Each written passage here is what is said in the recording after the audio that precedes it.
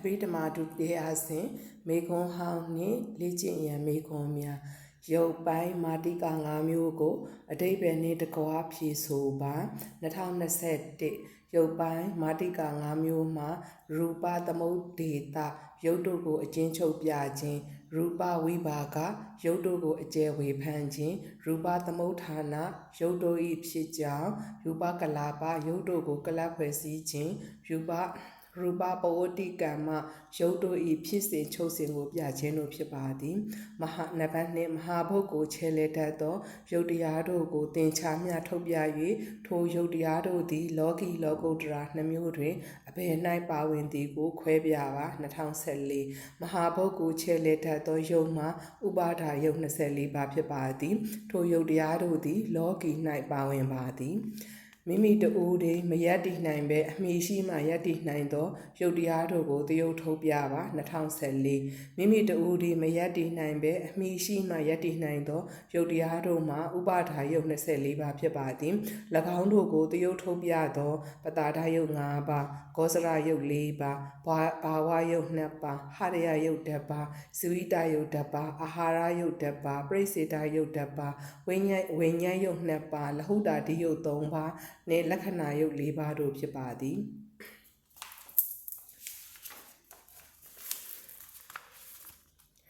ရုပ်28ပါးကိုကအမည်ခခွေအမည်17မျိုး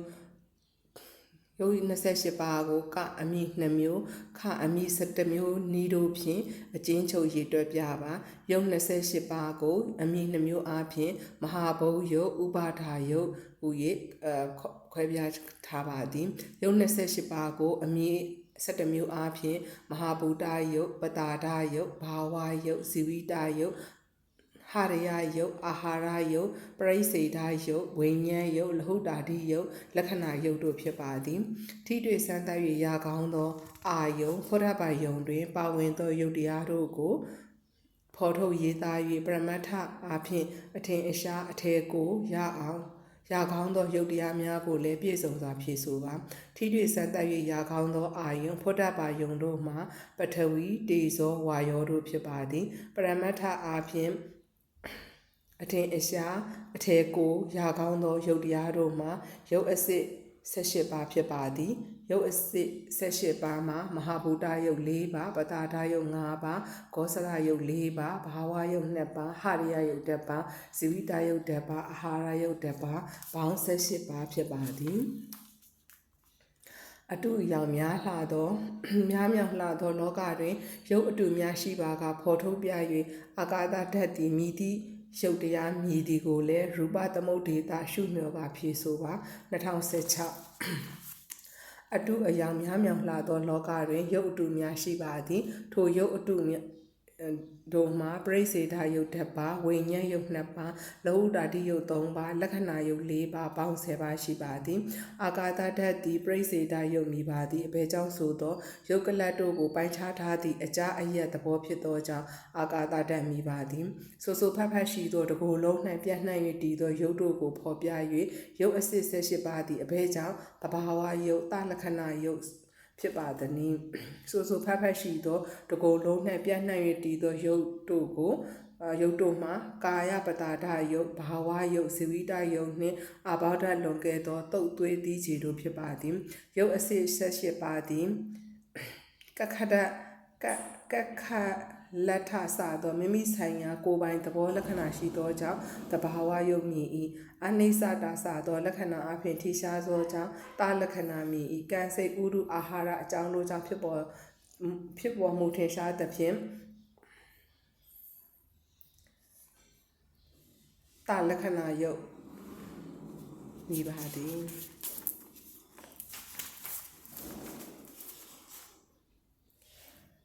နိဗ္ဗာန်ယုံကြည်ပါသည်အချမ်းအပူစသောဆန့်ကျင်ဘက်အကြောင်းတို့ကြောင့်ဖောက်ပြန်မှုထင်ရှားသဖြင့်ရူပယုံကြည်ပါသည်အနိစ္စဒုက္ခအန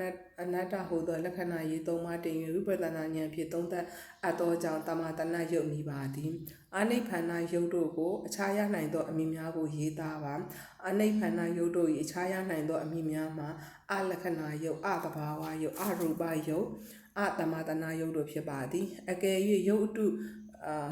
အမည်ဆိုရင်တဘာဝယုတ်အလက္ခဏာယုတ်အာနိဗ္ဗာန်ယုတ်အရူပယုတ်အတ္တမတနာယုတ်ဟုဖြစ်ရပါမည်ယုတ်အစစ်ပါအခြားအမည်များမှာယုတ်အစစ်အခြားအမည်များမှာတဘာဝယုတ်တလက္ခဏာယုတ်နိဗ္ဗာန်ယုတ်ရူပယုတ်တမတနာယုတ်တို့ဖြစ်ပါသည်ယုတ်တစ်ခုတည်းကို2မျိုးခွဲ၍လောကရုပ်တစ်ခုတည်းကို2မျိုးခွဲ၍ဟောထားရာထိုရုပ်တို့၏အမည်တို့ကိုရေးသားပါရုပ်တစ်ခုတည်းကို2မျိုးခွဲ၍ဟောထားရာထိုရုပ်တို့၏အမည်မှာဥပဆယနှင့်တန်တတိယုတ်ဟုသောဇာတိယုတ်ဖြစ်ပါသည်တိခန္ဓာကိုယ်ဤပေါ်ပန်းနုညံ့လျက်စာဖြင့်အစဉ်သည့်ဖြစ်နေမှုတို့သည်မြည်သည့်လက္ခဏာဖြစ်ပါသည်အပယယုတ်တို့ဤလက္ခဏာပေါ်ပါမှုရူပတလဟုတာယုတ်နုညံ့မှုရူပတမုရိတာအတင်ဖြစ်မှုရူပတကာမညတာကိုဖြစ်သိစေအမှုအရာကာယဝိညာဉ်ယုတ်နှင့်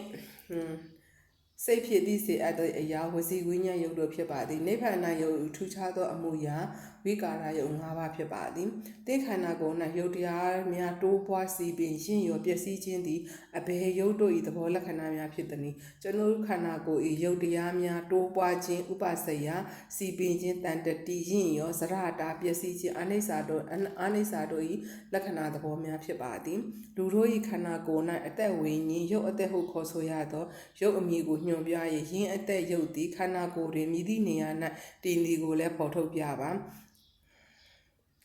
လူတို့၏ခန္ဓာကိုယ်၌အသက်ဝိညာဉ်ယုတ်အသက်ဟုခေါ်ဆိုရသောယုတ်အမည်မှာဇီဝိတယုတ်ဖြစ်ပါသည်ယင်းအသက်ယုတ်သည်ခန္ဓာကိုယ်တစ်ကိုယ်လုံး၏ပြန့်နှံ့တည်ရှိနေပါသည်ဆိုင်ရာကိစ္စ၌အစိုးရသောယုတ်တို့ကိုတစ်ခုချင်းစီရေးသားဖြစ်ဆိုပါဆိုင်ရာကိစ္စတို့၌အစိုးရသောယုတ်တို့ကိုအိန္ဒြိယယုတ်၈ပါးဖြစ်ပါသည်စက္ခု၎င်းတို့မှာစက္ခုပတာဒယုတ်သောတာပတာဒယုတ်ဂါဏပတာဒယုတ်ဇိဝပတာဒယုတ်ကာယပတာဒယုတ်အဋ္ဌိပါဝါယုတ်ပုံဘာဝယုတ်ဇီဝိတယုတ်ပေါင်း၈ပါးဖြစ်ပါသည်ယုတ်တရားများသည့်အာယုံကိုယူနိုင်စွမ်းရှိ၏ဟုဆိုလာလျင်တင်လက်ခံတင်မလက်ခံတင်ရှင်းပြပါယုတ်တရားများသည့်အာယုံကိုယူနိုင်စွမ်းရှိသည်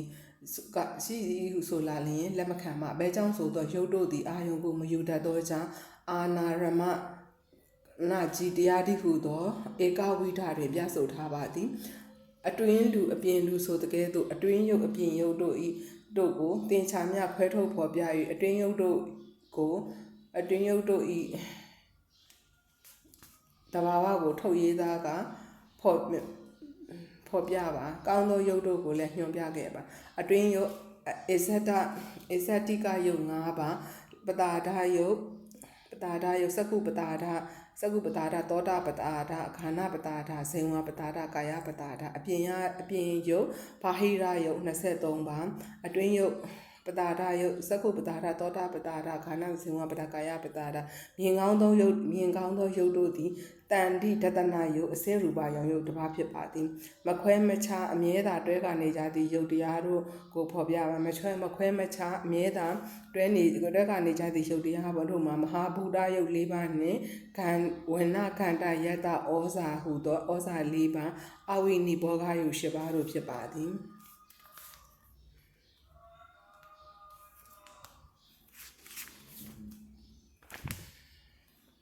ယုတ်28ပါးကိုအတွင်းယုတ်အပြင်ယုတ်အနီးယုတ်အဝေးယုတ်အပြင်ဝေဖန်ရေးသားခဲ့ပါယုတ်28ပါးတွင်အတွင်းယုတ်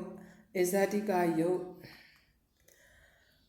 ပတာဒယုတ်5ပါးအပြင်ယုတ်ဘာဟိရယုတ်ကျွင်းယုတ်23ပါးအနီးယုတ်တန်တိပါဒယုတ်ပတာဒယုတ်5ပါးဂောဇရယုတ်9ပါးအဝေးယုတ်ဒူရေယုတ်16ပါးကျွင်းယုတ်16ပါးတို့ဖြစ်ပါသည်ပရမတ်အစစ်ဓာတ်အနှိဟုဆိုကြရာယုတ်ပရမတ်အစစ်အတူခွဲခြားပြ၍ဘယ်သူမခွဲသူမကွဲအမြဲစည်းလုံးမည်ဆိုသည့်ခွဲမရသောယုတ်စုကိုပြုစုပါယုတ်အစစ်18ပါးမှာမဟာဗုဒ္ဓယုတ်4ပါးပတာဒယုတ်5ပါးဂောဇရယုတ်4ပါးဘာဝယုတ်2ပါးဟရယယုတ်1ပါးဇိဝိတယုတ်1ပါးအာဟာရယုတ်1ပါးတို့ဖြစ်ပါသည် ဘသူမခွဲခွဲဘသူခွဲခွဲထိုမကွဲအမြဲစည်းလုံးမည်ဟုခွဲမရသောရုပ်စုတို့မှာအဝိနိဘောဂယုတ်ဖြစ်ပါသည်၎င်းတို့မှာမဟာဘုတ်ယုတ်၈ပါးပထဝီတေဇောအာဘောဝါယောဩဇာယုတ်၄ပါးတို့ဖြစ်ပါသည်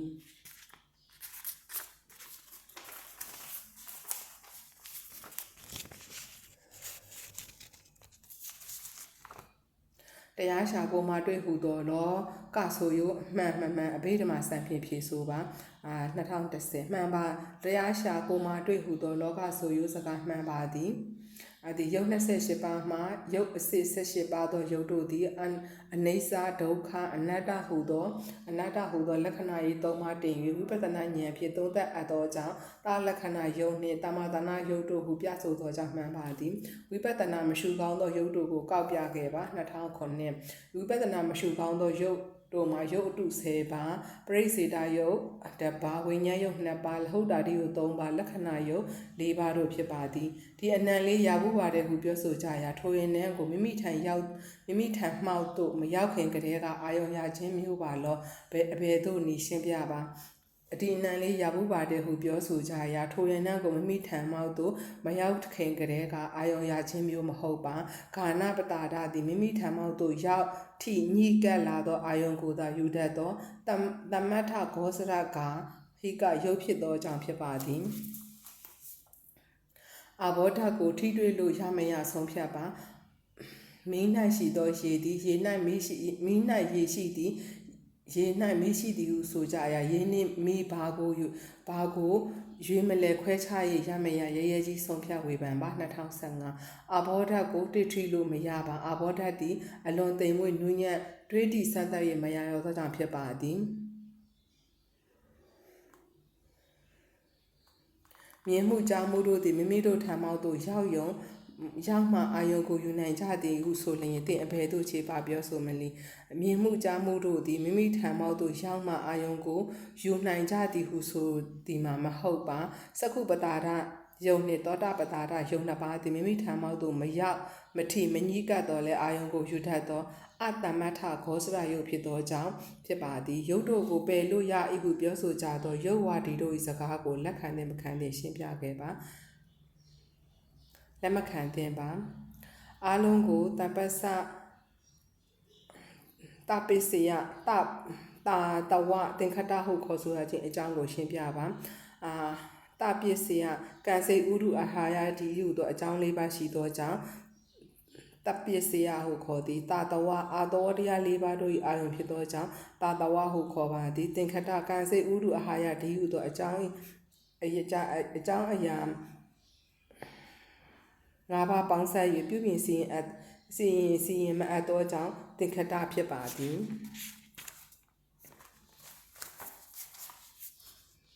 ကာမဇယုတ်စိတ်တဇယုတ်ဥဒ္ဒဇယုတ်ဥဒုဇယုတ်အာဟာရဇယုတ်တို့ကိုမြင်များစီရှိသည်အဘိဓမ္မာအမြင်ဖြင့်သင်ချ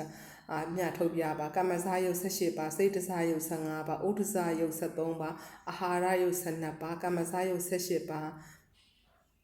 တို့ပြပါကာမဇယုတ်18ပါးမှာပတာရယုတ်5ပါးဘာဝယုတ်2ပါးဟရိယယုတ်1ပါးဇိဝယယုတ်1ပါးအဝိနိဘောဂယုတ်10ပါးပရိစေတယုတ်1ပါးပေါင်း18ပါးဖြစ်ပါသည်စိတ်တဇယုတ်15ပါးမှာဝိညာဉ်ယုတ်2ပါးတတ္တယုတ်1ပါးလဟုတ်တာတိယုတ်စာသောဝိကာရယုတ်3ပါးအဝိနိဘောဂယုတ်10ပါးပရိစေတယုတ်1ပါးပေါင်း15ပါးဖြစ်ပါသည်ဥဒုဇယုတ်73ပါးမှာတတ္တယုတ်1ပါးလဟုတ်တာတိစာသောဝိကာရယုတ်3ပါးအဝိနိဘောဂယုတ်10ပါးပရိစေတယုတ်1ပါးပေါင်း73ပါးဖြစ်ပါသည်အာဟာရဇယုတ်12ပါးမှာလဟုတာတိစာသောဝိကာရယုတ်3ပါးအဝိနိဘောဂယုတ်10ပါးပရိစေတယုတ်1ပါးပေါင်း12ပါးတို့ဖြစ်ပါသည်